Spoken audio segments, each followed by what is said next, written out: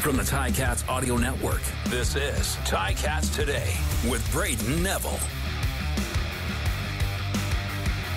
Hello, I'm Brayden Neville, and thank you for listening to this bi-week episode of Ticats Today for this Thursday, October 19th, 2023. And joining me on today's show is the voice of the Hamilton Tiger Cats, host of Run It Back, W6, Ticats This Week, and of course, the man on the call for your Ticats game days, Mr. RJ Broadhead. RJ, how you doing, man? Hey, Brayden, that makes me sound like I'm really busy. That's a lot. I had to get a big intro for you because there's so much you do for the team. So the list is endless. I'm sure there's more things I could have mentioned there. But RJ, how's this bye week been for you and kind of gearing up for this next couple of weeks here? Some big weeks for the Ticats. Yeah, it was a good last game, an exciting game against BC, and it would have been nice to win that, although it didn't really matter because Montreal took care of business anyway. So I was really hoping that last game of the regular season would turn out to be important and the winner would host the East semifinal.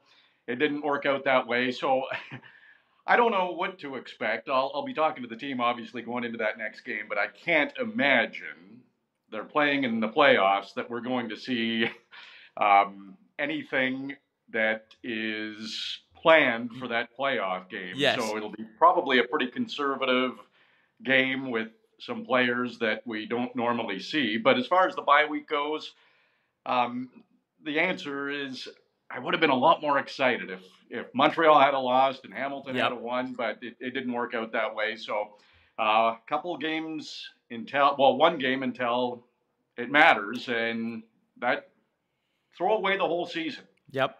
Playoffs, they're in. They got to go to Montreal and win, and then we'll see what happens. It's an exciting time and back-to-back weeks in Montreal, so they're going to be seeing a lot of Quebec in the next little while. RJ, I want to talk about Bo Levi-Mitchell and what he's been able to do since he's returned to this lineup. What have you seen from him? And he really hasn't looked out of place at all in these last couple of weeks.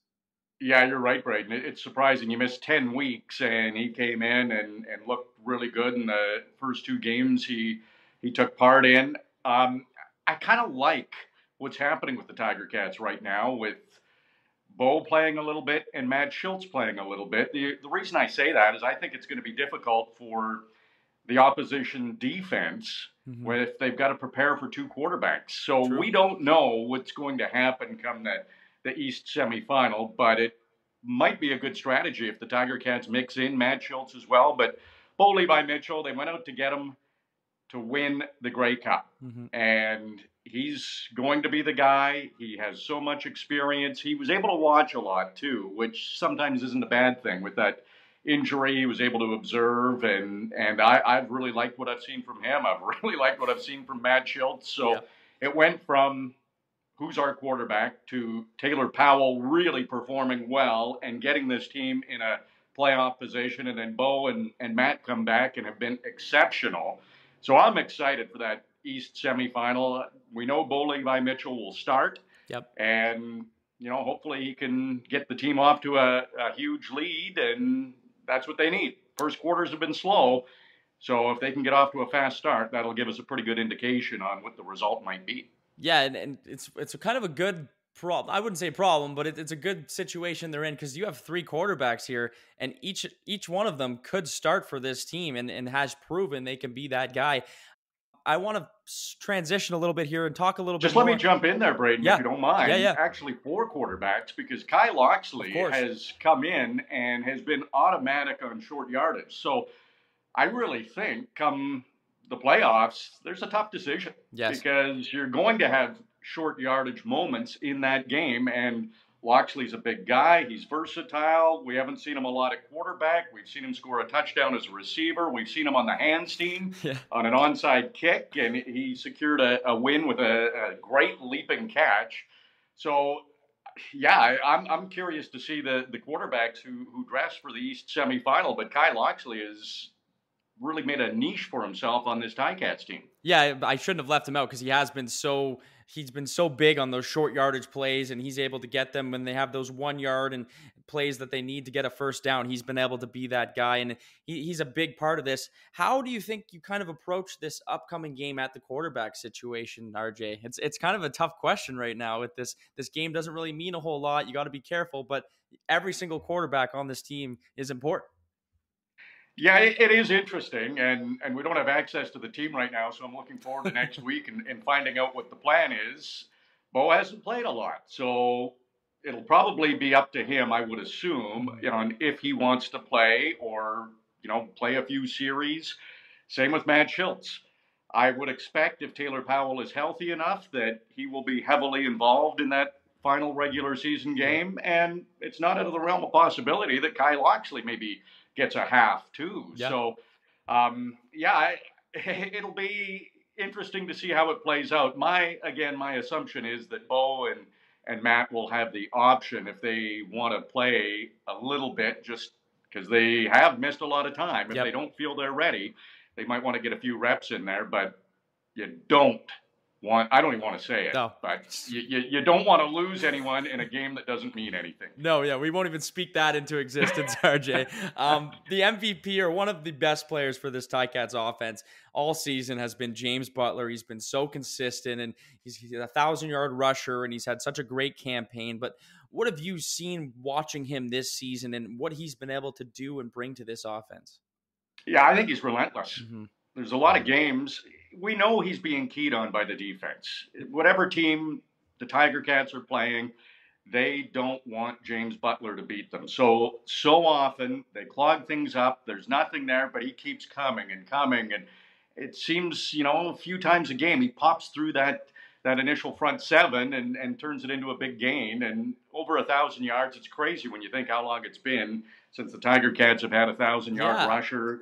DeAndre Cobb in 2010, and James Butler comes in, and there has been some inconsistencies. There's been some quiet games for the running game, and for him to still put up 1,000 yards is so impressive. And let's not forget how good he is receiving as well. Yes. He's come in, he's one of the leaders in the league in yards after the catch, and he leads the Tiger Cats in that category, and we've seen that on checkdowns where you need a first down, second and long, check down to James Butler, and hey, JB, do your thing, and he'll get a first down. He's been so valuable, and that just opens everything else up for the offense. When the running game has to be focused on by the defense, then you get some opportunities with the passing game. And I think a big part of that has to do with that offensive line. And we've really seen that offensive line this second half of the season. You've seen guys come in and certain guys piece into that O-line as the year's gone on. But I think they've really come into their own this second half. And you've heard James Butler talk about it. You've heard the quarterbacks talk about just how important they've been for their success. Yeah, the offensive line, it's funny. I talked to David Beard a couple of weeks ago, Brayden, and we kind of laughed because if the offensive line is not being talked about, it means they're playing really well. And it's sort of unfortunate that it's a position like that if nobody really notices you, hey, the running back was great. Hey, the quarterback never was under pressure, never was scrambling. Well, that's a big reason why is the offensive line. So it's kind of an unsung position, but David Beard came in last year and really turned things around for the Tiger Cats. Brandon Revenberg, he's plays nearly every game. He's so consistent. Coulter Woodmansey has developed a young offensive lineman and being able to learn from so many veterans. Tyrone Riley, he's stepped in. Jordan Murray has switched tackle spots, and Jordan Murray's been an excellent add there too. He is so big and good. And I did talk to Chris Van Zyl. It's a few weeks ago now, but I asked him, any chance? And he says, yeah, there's a chance. So we'll see what happens in the playoffs. He hasn't really, he's been in the lineup, but hasn't played a lot. Yep. So even to have Chris Van Zyl out there would be a huge boost for the playoffs. So maybe there's even some more support coming to that offensive line. Don't write that in stone yet. We don't know, but I know Chris has been working really hard to get back and make an impact on this Ticats team. Yeah, and I talked to Chris too last week, and he did say there were some positive results in what he's been doing in his training. So that's another big piece that you would love to see come back. One final guy I want to talk about on the offense, I can't skip past this guy, is Tim White. I mean, this guy, every single season, you think he can't get any better, and this season he gets even better. He's one of the best receivers in the league, I believe second in receiving yards this season. But does anything he does surprise you anymore, RJ? Not really. No, he came in and he's just such a fast guy. I remember there was conversations, who's faster, Brandon Banks or Tim White, and Tim would always just kind of laugh. But I watch him in practice, and he's just so light on his feet. He just floats, and I love when it's a foot race with the defense. Good luck on some of those long passes because. They're not going to catch Tim White, and he knows they're not going to catch him. So he's kind of got that extra gear. If they get close, he's able to break away. That's such a weapon to have when you can have somebody like Tim White who can break a game like that on one play. He's just fun to watch. You love the explosive plays. You love to see dynamic plays, and Tim White can do it. I want to say one more thing about James Butler that I've really enjoyed this year is speaking with him, and I know you've spoken with him a lot too, Brayden, and he always has a smile on his face. When he has a successful game, he's always more excited that his mom's happy. Yes. Which, my mom was near and dear to me, so that always warms my heart when he has that big smile that she's so proud of him. And he did say, I asked him about 1,000 yards. I said, was that your goal this year? And he said, no, the goal's way higher than that. He wouldn't tell me what the goal is, but he said maybe we'll talk at the end of the season. So hopefully we'll find out what his goal was. And I guess, going back to that game against Montreal, the final regular season game, he might not be. Yeah, do you really want him to chase that goal in that game? Maybe chase it in the playoffs. All right, let's keep you healthy, right. JB. But yeah, no, I totally agree. And JB and Tim White and those guys. Now, the All-Star selections are coming up, RJ. I think there's a couple guys on this Ticats offense that could be an All-Star potentially. Who do you think has the best chances right now, if you had to say? On offense? Yeah, on offense. Yeah, well, Brandon Revenberg, put him in immediately. Course, yeah. He's going to be there. James Butler has to be considered. Tim White has to be considered. They won't have a quarterback. Yeah. However, every one of the quarterbacks of the Tiger Cats deserves a gold star for what they've done this year. Absolutely. And Taylor Powell coming in and keeping the team close. It won't be an all-star, but it's been a key position. And seeing Taylor step in and hold things down, to me, that's been a real key to the season. Not many teams can get this far with, I'll say it in quotes, third-string quarterback. Taylor Powell's proven he's better than a third-string quarterback, but we didn't know. We didn't know coming in with this 24-year-old rookie. I like how Terry Godwin's played. He probably won't be an all-star, but he's been an all-star for the Tiger Cats. David Beard, I would think. There's a lot of guys that'll get considered, so many. But I think the guys we talked about with James Butler, Tim White, Brandon Revenberg, I'd be shocked if those guys aren't all-stars. I agree, and I'm going to switch to the defense here. First guy I want to talk about is Simone Lawrence. I mean, he's riddled with injuries last season. You're not really sure which Simone you're going to see, even though we should have never doubted Simone, and I didn't. But here he comes into this season. He has the year he's had. He looks like he's 26, 27 years old again. But just what can you say about him and what he's been able to do? Yeah, he's forever 21, Brayden. Forever 20, yes. Let's not forget that. Yeah, 21. Well, yeah, that's the thing. You never doubt Simone. He almost likes when people do and wants to prove people wrong. He epitomizes what the Hamilton fans want to see. They want to see a guy leave it out there on the field every single game, no matter what the score is, and Simone plays every down hard. Yep. Opponents don't like him, and he's just fine with that. That's usually a sign of a good player when the opponents don't like you. He's put up some amazing numbers, especially second half of the season. Big time. And I asked him about it, and he said it's just that time of year. Got to step up, got to lead by example, and that's what he does. He's been so good, and I love talking to Simone, and he's a guy who you'll follow as a teammate, and even Jamal Davis. Yeah. He said that's one of the reasons he was excited about coming to Hamilton was Simone Lawrence was here. And then he said, I'd like to be vocal, and Simone's pushing me to be more vocal. So imagine those two out there. It's a scary thought. At the beginning of the year, I saw you sit down with Jameer Thurman. And it was the first time I ever got to meet Jameer, and you sat down and you interviewed him. And I just remember hearing in the first minute of him chatting with you, and I thought to myself, this guy is going to be a problem this season. And sure enough, he has been. But he's come as advertised. But what have you seen from him? He's a pro. Yeah. He is a pro. Even when the team plays well and the defense plays well, there's still room for improvement. It's not perfect. He's always shooting for perfection, but is smart enough to realize there's no such thing. You'll never have a perfect game, but strive for it. That should be your goal going into so many games. And what I love about him, and we've seen it in the last few games, one-on-one tackles that have been crucial. Yep. And those are hard to make. You ask any defensive player, when you're one-on-one with a receiver, a running back, he's a linebacker. And he's been able to make some key tackles. He might not be as vocal as Simone Lawrence, but he is also a leader and a guy you want to follow. I said to him one time, you don't like to lose, do you? He goes, why do you think that?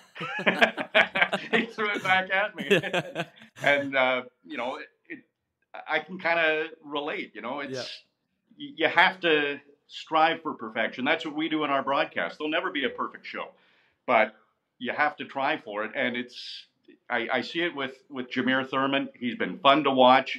He's, to me, what I'm calling the game, and I'm sure a lot of the fans, when they're watching him, he's a sure thing. Yep. If he has a chance at a tackle, he's going to make it.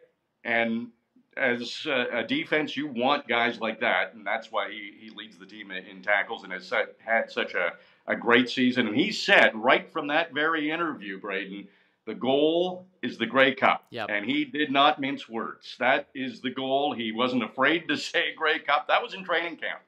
And now the focus is win that East semifinal, go to Toronto, and let me tell you, these Tiger Cats can't wait to go to Toronto if they're able to win that game against Montreal because, hey, you can win all the regular season games you want. There's one game that matters, and everybody knows it's the East Final, and Jameer Thurman will be a guy who I expect to see some great things come November.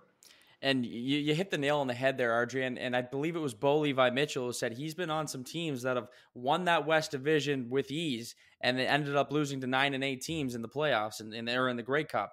So, I mean, anything can happen. We're 1 month away exactly.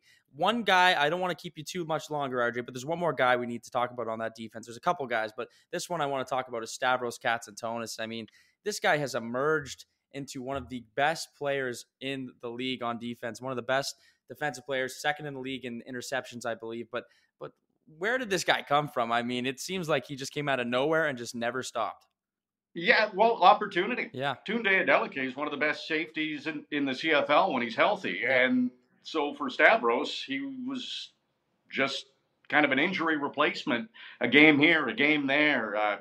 Maybe gets put in certain scenarios, but the door opened for him with the injury to Tunde, and he stepped in, and he has been so good at his timing. I talked to him about it with hits, with interceptions. Like, he's made some ridiculously difficult interceptions where he's diving, he's tipping balls, he's crushing guys. I go back to that Calgary game with Reggie Begelton. At the time, that was an important win for the Tiger Cats because the Stampeders still had a chance at the crossover and certainly didn't want them coming to Tim Hortons Field and winning that game. And early on, Stavros threw that unbelievable hit on Begelton. I don't know how he came back in the game, but there's no way that guy was 100%. And you saw a couple of Stampeders going over the middle, letting up on balls that they failed to make the catch because number 30 was in their head. And I know you've talked to Stavros a lot, Brayden. He is articulate. I know he's got a YouTube channel, and he does some great stuff on it and analyzes football. Maybe not so much during the season. He's a little busy with the Tiger Cat, but yeah, check it out. He's definitely got a future in media. He's a great speaker. He understands the game and knows how to articulate that. But I even said it to him. He's violent in a good way on the football field. And you go back to Rob Hitchcock days. Like, Hitch would throw these unbelievable hits. And we're seeing that from Stavros Katsantonis. And to just have that in the receiver's mind that, hey, if you come over the middle, you could be in trouble. That's all you got to do. You just have to have that thought in there, and that'll open up some plays and maybe some more interceptions. I believe, if you had to say, RJ, I think all those guys I just mentioned are all possible All-Stars this season. And I think there's also more guys we didn't mention. Like, you look at Casey Sales, and the list can go on. Chris Edwards, all these guys who have came in and done so well on that defense. For those Ticats fans who can't watch their Ticats this weekend, there are some games, RJ. I wanted to get your thoughts on these two games. Who do you think's more likely to get the victory? We got Saskatchewan against the Argonauts, and then we got Calgary against BC. So, I mean, they're both battling for that playoff spot, but who do you think's got more of a chance in this? Yeah, man, it's a tough one. Putting you on the spot, RJ. Well, those are both tough games because you said it. BC's. I was talking to Moj, the play-by-play announcer of the Lions, and they'll finish their regular season before Winnipeg plays another game. So basically they have to win. They took care of business barely at Tim Hortons Field. So Calgary will have their hands full, but man, I can't believe it's happening to Saskatchewan again. It's crazy. Season. They lost 7 in a row last year. They were hosting the Grey Cup. They missed the playoffs. They were a shoo-in for the playoffs last season. And here they are again, third place most of the year, and it's all coming crumbling down. There's a lot of pressure in that market. So, man, Argos don't have a lot to play for, but they're not going to, hate to say it, but the Argos, we've kind of seen it too against the Tiger Cats. They're a good team no matter who they have in there. They're very good. They do their homework. They're prepared for teams. Argos are going to be extremely tough to beat. I'm worried about the Riders. I'm really worried, and that would be devastating for that market if they miss the playoffs again in almost the exact same way with a second half collapse. So, I don't know. I'm with you, RJ. I agree. I'm thinking the same thing. I would say neither one should win, the Stamps or the Riders, if you look at it on paper. But who knows? It's the CFL, and it's always exciting. Well, one more thing, RJ. We're 1 month away now from the Grey Cup. We want the Ticats to be in it, but how excited are you for this whole event to happen, this Grey Cup festival, and what this is going to look like in the city of Hamilton, and to bring it here and bring it home to Hamilton? It's unbelievable. I just kind of smile at the Hamilton Sports Group and what they've done and been able to, the talent that they've been able to bring in as far as entertainment is mind-boggling. It's going to be, you have to go. No matter who's in the Grey Cup. Of course, everybody wants their favorite team to be playing in it, but what an event this is going to be.